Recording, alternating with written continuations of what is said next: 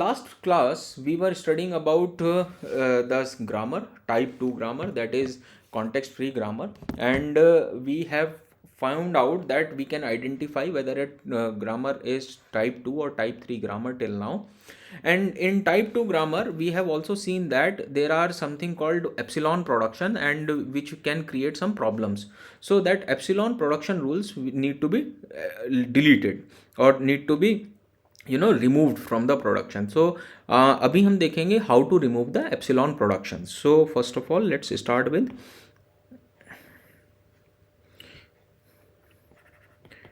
elimination of epsilon production. सबसे पहले मैंने आपको जब ये पढ़ाना शुरू किया था लास्ट क्लास में, तब भी मैंने आपको बताया था we can not remove epsilon production completely, क्योंकि अगर स्टार्टिंग सिंबल से ही एप्सिलॉन आ रहा है तो epsilon is a part of our language and we can not remove it completely, but बाकी सब जगह से रिमूव कर सकते हैं. तो इफ एप्सिलॉन बिलोंग्स टू, ठीक है, मैं यहाँ पे देखो ये है एप्सिलॉन, इसको मैं स्मॉल ई लिख देता हूँ, एप्सिलॉन को स्मॉल ई लिख रहा हूँ जिससे कि आप कंफ्यूज ना हो जाओ. तो if epsilon belongs to language of grammar, language of grammar, then epsilon production cannot be 100% removed. 100% remove नहीं कर सकते हैं. फॉर एग्जाम्पल अगर मेरे पास स्टार्टिंग सिंबल से A capital A, B capital A, और ए की जगह लेट से मैं एस लिख देता हूँ, एस और एप्सिलॉन ये लिख रहा हूँ. ये क्या है? ये है ए प्लस बी एस्ट्रिक्स की ग्रामर, यानी कि anything can be generated. So that means इसके अंदर एप्सिलॉन भी आएगा, इसमें ए भी आएगा, इसमें बी भी आएगा और एनी लेंथ की स्ट्रिंग आएंगी. जब इसमें ये पार्ट है लैंग्वेज का, so we can not completely remove it, we can not completely remove it. इसका मतलब ये हुआ कि this epsilon is part of language and which can not be removed. But then let say हमारे पास इस तरह की ग्रामर है, जैसे S gives you A S B, A capital A B और ए गिव्स यू एप्सिलॉन. ये grammar है जिसमें स्टार्टिंग सिंबल जो है वो एस है. ये है स्टार्टिंग सिंबल जो जनरली हम सबसे पहला प्रोडक्शन रूल लिखते हैं. मैं अब हर बार नहीं बताऊंगा कि कौन सा स्टार्टिंग सिंबल है. जनरली जो हम पहला प्रोडक्शन रूल लिखते हैं उसके लेफ्ट हैंड साइड में जो सिंबल होगा वो स्टार्टिंग सिंबल होता है. जैसे ये पहला प्रोडक्शन रूल है तो एस स्टार्टिंग सिंबल हो गया, ठीक है. अब इसमें एप्सिलॉन फर्स्ट प्रोडक्शन रूल से नहीं आ रहा है, हो सकता है कि इसके अंदर एप्सिलॉन प्रोडक्शन हमारी लैंग्वेज का पार्ट ना हो, तो हम उसको रिमूव कर सकते हैं. और रिमूव करने के हमारे पास स्टेप हैं, 2 स्टेप में काम करेंगे. पहला स्टेप क्या है? देखो, find all the null productions, और सेकंड है find all the nullable variable.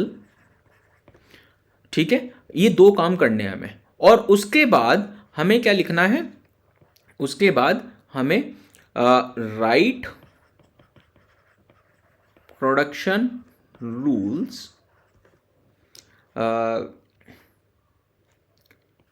with and without, okay, not without, or let's say हाँ okay ठीक है, with and without nullable variables. ये 3 काम करने हैं बस. अब इसको समझो, पहला स्टेप का मतलब क्या है. पहले स्टेप का मतलब है नल प्रोडक्शन रूल्स फाइंड आउट करो. नल प्रोडक्शन रूल्स वो होंगे जिनसे एप्सिलॉन जनरेट हो रहा है. अब यहाँ पे एप्सिलॉन जनरेट किससे हो रहा है? सिर्फ कैपिटल ए से. कैपिटल ए के अलावा किसी और से हमारे पास नल प्रोडक्शन रूल नहीं आ रहा है. अब यहाँ पे एक चीज़ ध्यान रखना जरा, अगर मैं यहाँ पे एस लिख देता, खाली एस से एस आ रहा है, तो लेट से एस से ए आ रहा है, सॉरी, अगर कैपिटल ए आ रहा है तो क्या होगा? एस से ए आएगा और ए से एप्सिलॉन आ जाएगा, तो एस भी क्या हो गया हमारे पास? वो भी नल प्रोडक्ट, वो नलेबल वेरिएबल हो गया. नलेबल वेरिएबल, नेक्स्ट स्टेप की बात कर रहा हूं यहां पे, सॉरी अगर कंफ्यूजन हो गया है तो। नल प्रोडक्शन रूल वो हैं जिनसे आप एप्सिलॉन जनरेट कर पा रहे हो, तो नल प्रोडक्शन रूल है ये है नल प्रोडक्शन रूल। अब उसके बाद जब सेकंड स्टेप में जाओगे तो आपको क्या करना है, find all nullable symbols, nullable variables, symbols या वेरिएबल्स एक ही बात है, फाइंड ऑल नलेबल वेरिएबल्स। तो नलेबल वेरिएबल्स के बारे में यहां पे मैं आपको बता रहा हूं, उसको समझो। नलेबल वेरिएबल्स क्या है? All the variables which can generate epsilon directly और इनडायरेक्टली, वो होते हैं हमारे पास नलेबल वेरिएबल्स। तो अगर मैं यहां पे एस से कैपिटल ए लिख दूं तो कैपिटल ए से मैं इस एप्सिलॉन पे आ सकता हूं, तो यानी कि कैपिटल एस से एप्सिलॉन जनरेट हो जाएगा, तो यानी कि कैपिटल एस क्या हो जाएगा, नलेबल सिंबल। और जो भी हमारे पास नल प्रोडक्शन रूल्स हैं उनके लेफ्ट हैंड साइड में जो लिखा हुआ है वो तो नलेबल सिंबल है ही, क्योंकि उससे तो डायरेक्टली जनरेट हो जा रहा है एप्सिलॉन। तो यहां पे कैपिटल ए नहीं था, इसको मैं रिमूव कर देता हूं पहले तो। अब यहां पे देखो, अगर मैं देखूं तो कैपिटल एस से अगर मैं इस कैपिटल ए को एप्सिलॉन से रिप्लेस भी कर दूंगा तो ये क्या बनेगा, A dot epsilon dot B, यानी कि ए बी, तो यानी कि एप्सिलॉन नहीं जनरेट हो रहा है। तो कैपिटल एस क्या है, वो नलेबल सिंबल नहीं है, सिर्फ और सिर्फ यहां पे नलेबल सिंबल क्या है, कैपिटल ए, ये नहीं है। तो हमने क्या निकाला, नलेबल वेरिएबल और symbol in the above production rule is only A, कोई और नलेबल सिंबल नहीं है। ठीक है, अब हमें सारे के सारे प्रोडक्शन रूल्स को विद और विदाउट, ये थर्ड वाला part, right all production rules with and without nullable variable. यानी कि देखो, कैपिटल एस से small A, capital S, capital small B, क्योंकि इसमें नलेबल सिंबल तो है नहीं, तो जैसे लिखा है वैसे लिख दिया। ये वाला जो है इसके अंदर नलेबल वेरिएबल आ रहा है, तो पहले तो विदाउट नलेबल वेरिएबल लिख देता हूं, ए और बी, ये क्या हो गया, विदाउट नलेबल वेरिएबल। चलो पहले विद नलेबल वेरिएबल लिख देते हैं, विद, क्योंकि हम जनरली टर्मिनल्स को लास्ट में लिखते हैं। सो ये तो हो गया विद नलेबल वेरिएबल। और अगर विदाउट नलेबल वेरिएबल मतलब नलेबल वेरिएबल को हटा दो, क्योंकि उसकी जगह एप्सिलॉन आ जाएगा, उसकी जगह एप्सिलॉन आ जाएगा। तो विदाउट नलेबल वेरिएबल हो गया हमारे पास ए, स्मॉल ए और स्मॉल बी, क्योंकि ये वाली कंडीशन बन जाएगी A dot epsilon dot B is equal to A B, तो हमने उसको ऐसे लिख दिया, विद और विदाउट हो गया। और जो नल प्रोडक्शन रूल्स हैं उनको हटा दो, उनको रिमूव कर दो, ठीक है, उनको रिमूव कर दो। तो यानी कि कैपिटल ए वाला प्रोडक्शन रूल अब हमें लिखना ही नहीं है, क्योंकि उसी का तो एलिमिनेशन कर रहे हैं। ये हेडिंग क्या है, एलिमिनेशन ऑफ एप्सिलॉन प्रोडक्शन। तो हमने पहले नल प्रोडक्शन निकाले और उन वाले प्रोडक्शन रूल्स को हटा दिया जो एप्सिलॉन जनरेट कर रहे थे, उन प्रोडक्शन रूल्स को हटा दिया। तो जब हटा दिया तो ये बना। अब इसमें कैपिटल ए क्या है, वो है हमारे पास useless symbol. Now since A production is not available, then remove all productions having capital A. जो कैपिटल ए वाली प्रोडक्शन रूल्स हैं उन सबको हटा दो, क्योंकि उससे अगर आपको पता है प्रोडक्शन रूल्स टर्मिनेट होते हैं टर्मिनल पे, लेकिन कैपिटल ए से हम कुछ कभी भी टर्मिनेट नहीं हो पाएंगे, उससे कोई एसोसिएटेड रूल है ही नहीं। तो हम क्या करेंगे, इसको रिमूव कर देंगे। तो फाइनली हमारे पास आंसर क्या आया, S gives you A, capital S, B और ए बी, बस इतना आया। और आप यकीन मानिए जो हमारी ओरिजिनल ग्रामर लिखी हुई थी, ओरिजिनल ग्रामर ये लिखी हुई थी, ए कैपिटल एस पी और ए कैपिटल ए बी और ए गिव्स यू एप्सिलॉन, ये ओरिजिनल ग्रामर लिखी हुई थी।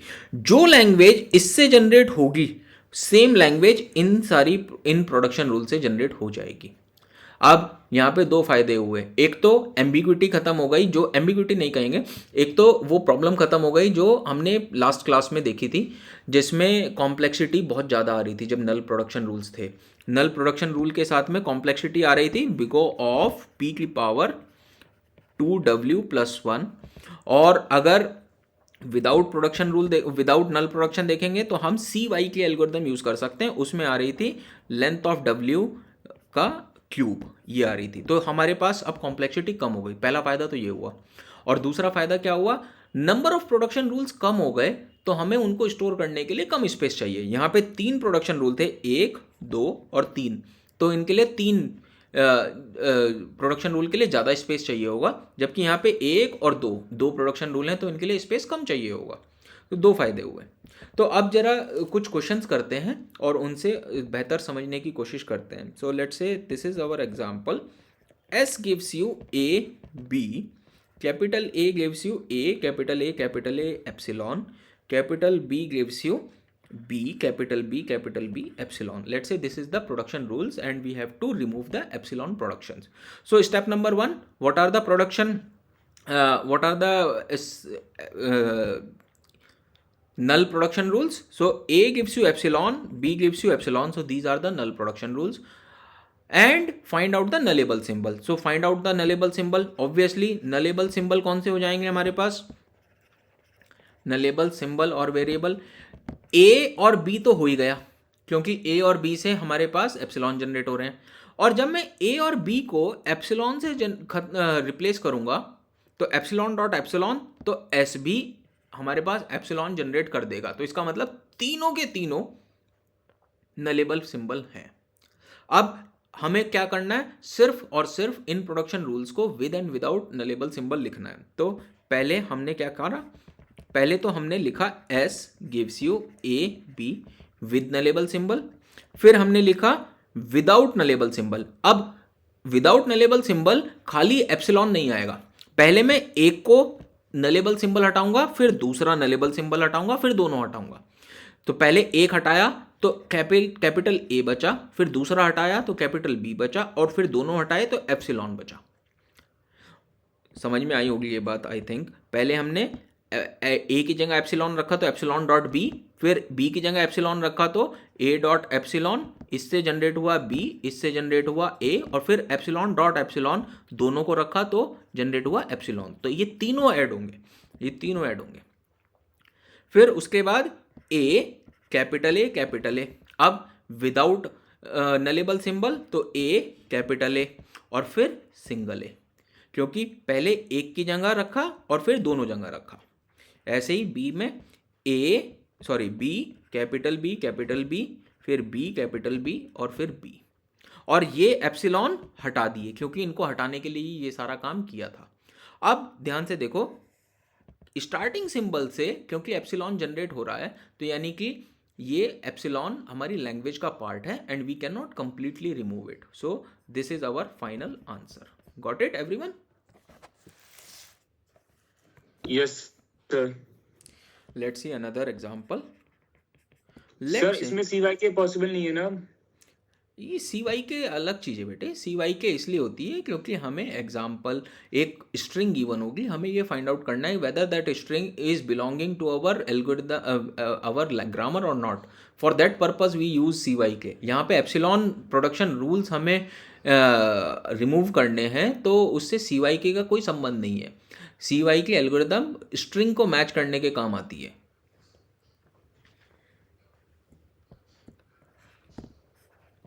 S gives you capital A, B, A, capital C. A gives you B, capital C. Capital B gives you B, epsilon.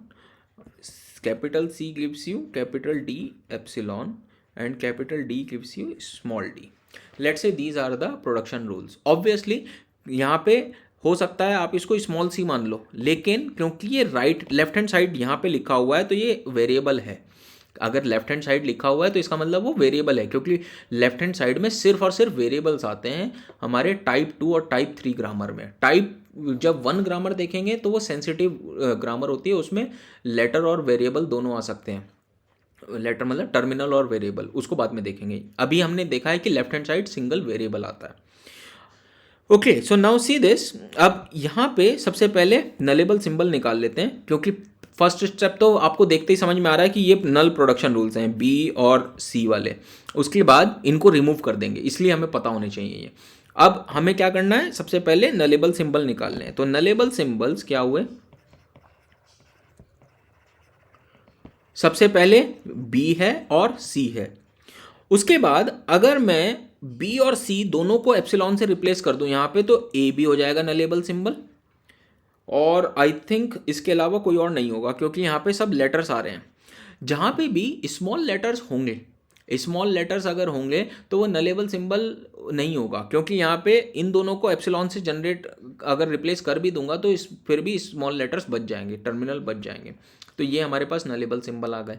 अब without and with इनके लिख देते हैं। तो S gives you A B A C, और capital A जो है nullable symbol है तो उसको हटाया, तो small B small A capital C. Capital C भी नलेबल सिंबल है तो क्या करा, ए बी ए ये लिखा, और अब दोनों को हटा के लिख देते हैं तो बी ए मिला। तो पहले एक को हटाया, फिर दूसरे को हटाया, फिर दोनों को हटाया। फिर उसके बाद कैपिटल ए से बी और सी, तो देखो बी और सी लिखा, और फिर पहले एक को हटाया, फिर दूसरे को हटाया, फिर दोनों को हटाया। फिर उसके बाद आपने लिखा B gives you small b, capital C gives you capital D, और D gives you small d, ये हटा दिया।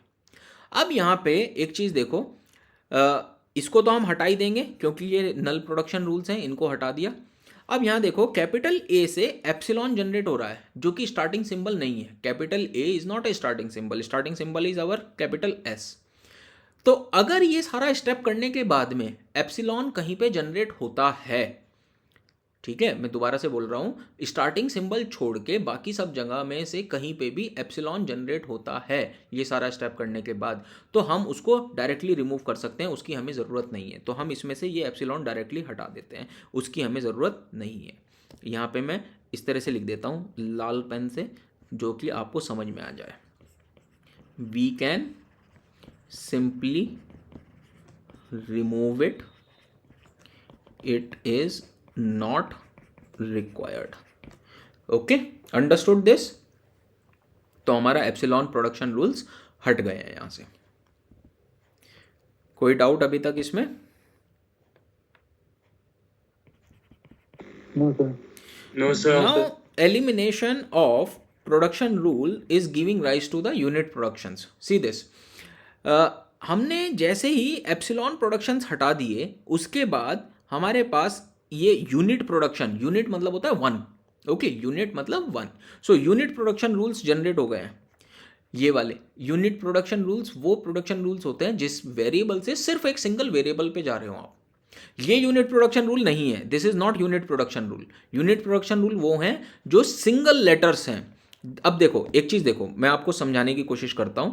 अगर आपके पास गिवन हो कैपिटल ए से कैपिटल बी से स्मॉल ए, तो आप ये लंबा चौड़ा काम क्यों करना चाहोगे कि कैपिटल ए से कैपिटल बी और फिर कैपिटल बी और कैपिटल बी से स्मॉल ए? आप डायरेक्टली ऐसे लिख सकते हो ना, कैपिटल ए से स्मॉल ए, क्योंकि एक ही लेटर जनरेट हो रहा है।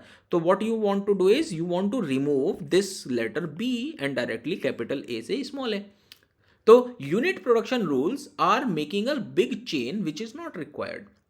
सो now elimination of epsilon production is adding unit productions। we will remove it, we have to remove it because जितने ज़्यादा वेरिएबल होंगे उतनी ज़्यादा मेमोरी चाहिए प्रोडक्शन रूल्स को स्टोर करने के लिए, तो हमें उनको रिमूव करना है। So in next video we will try to find out the way, we will learn how to remove the unit production rules। okay।